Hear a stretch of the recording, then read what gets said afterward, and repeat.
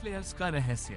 जब आप किसी चीज में नैनो उपसर्ग जोड़ते हैं, इसका आमतौर पर मतलब बहुत छोटा होता है। सौर ज्वालाएं इसका अपवाद प्रतीत होती हैं, लेकिन शोधकर्ता एक प्रकार के विस्फोट का अध्ययन कर रहे हैं। सूर्य पर नैनो फ्लेयर कहा जाता है सामान्य ज्वालाओं से 1 अरब गुना कम ऊर्जावान।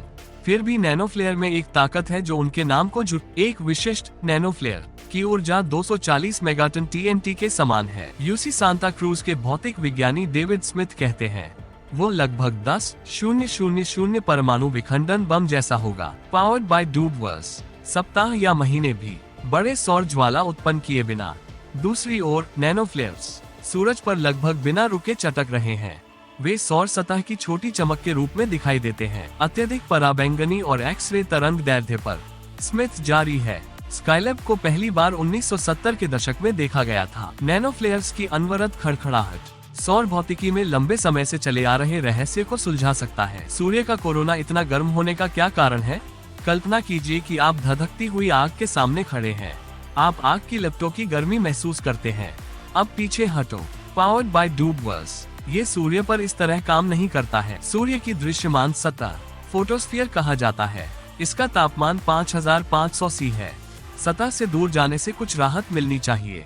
इसके बजाय सूर्य का ऊपरी वायुमंडल सौर कोरोना के नाम से जाना जाता है, लाखों डिग्री पर तपता है। तापमान लगभग 200 गुना अधिक, नीचे धधकती भट्टी से भी ज्यादा, आधी सदी से भी अधिक समय तक। खगोल शास्त्रियों ने इसका पता लगाने की कोशिश की है। कोरोना इतना गर्म होने का कारण क्या है? हर साल या तो एक प्रेस विज्ञप्ति रहस्य को सुझाने का दावा करती हुई प्रतीत होती है, केवल एक प्रतिस्पर्धी सिद्धांत द्वारा प्रतिस्थापित किया जाना है। 1 साल या उसके बाद। ये खगोल भौतिकी की सबसे जटिल समस्याओं में से एक है। Powered by Dubverse. एक चीज के लिए वे पूरे सौर चक्र में सक्रिय दिखाई देते हैं।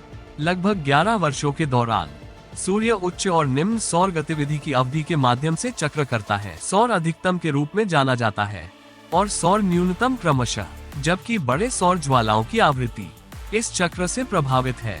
नैनो फ्लेयर गतिविधि स्थिर बनी हुई प्रतीत होती है, जो बता सकता है कि कोरोना क्यों गर्म रहता है सौर न्यूनतम के दौरान भी, जबकि प्रत्येक व्यक्तिगत नैनो फ्लेयर सूर्य के वातावरण को गर्म करने के लिए आवश्यक ऊर्जा से बहुत कम है। सामूहिक रूप से उन्हें काम करने में कोई परेशानी नहीं होगी। Powered by डूबवर्स। स्मिथ ने दूरबीन की ओर रुख किया, किसी पूरी तरह से अलग चीज का अध्ययन करने के लिए डिजाइन किया गया। 2012 में लॉन्च किया गया नासा का नुस्टा एक्स-रे टेलीस्कोप का प्राथमिक मिशन। Powered by डूबवर्स। और दूर के ब्रह्मांड में अन्य चरम वस्तुएं।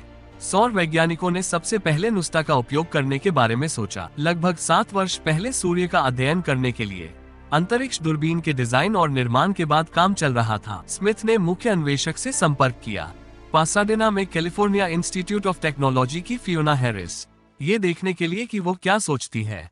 हैरिस कहते हैं, पहले मुझे लगा कि पूरा विचार पागलपन है। हम सबसे ज्यादा संवेदनशील क्यों होंगे? अब तक निर्मित उच्च ऊर्जा एक्स-रे दूरबीन ब्रह्मांड में गहराई से झांकने के लिए डिजाइन किया गया। Powered by Dubverse. आखिरकार वो आश्वस्त हो गई।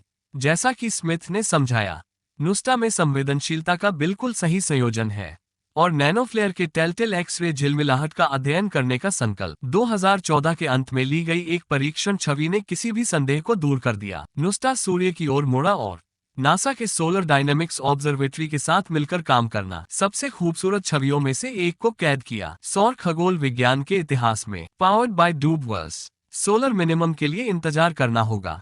अभी सौर अधिकतम पार करने के बाद वर्तमान सौर चक्र अगले कुछ वर्षों में समाप्त हो जाएगा। सूर्य को अधिकांशतः सनस्पॉट से मुक्त छोड़ना और अन्य चुंबकीय अव्यवस्था जो नैनो फ्लेयर को अस्पष्ट कर सकती है। नुस्टा तारकीय सतह का सर्वेक्षण करने में सक्षम होगा और इन विस्फोटों पर डेटा इकट्ठा करें, जैसा पहले किसी दूरबीन ने नहीं किया। क्या यह नैनो फ्लेयर और सौर कोरोना के रहस्य को सुलझाएगा? मैं नहीं जानता, स्मिथ कहते हैं, लेकिन मैं कोशिश करने के लिए इंतजार नहीं कर सकता।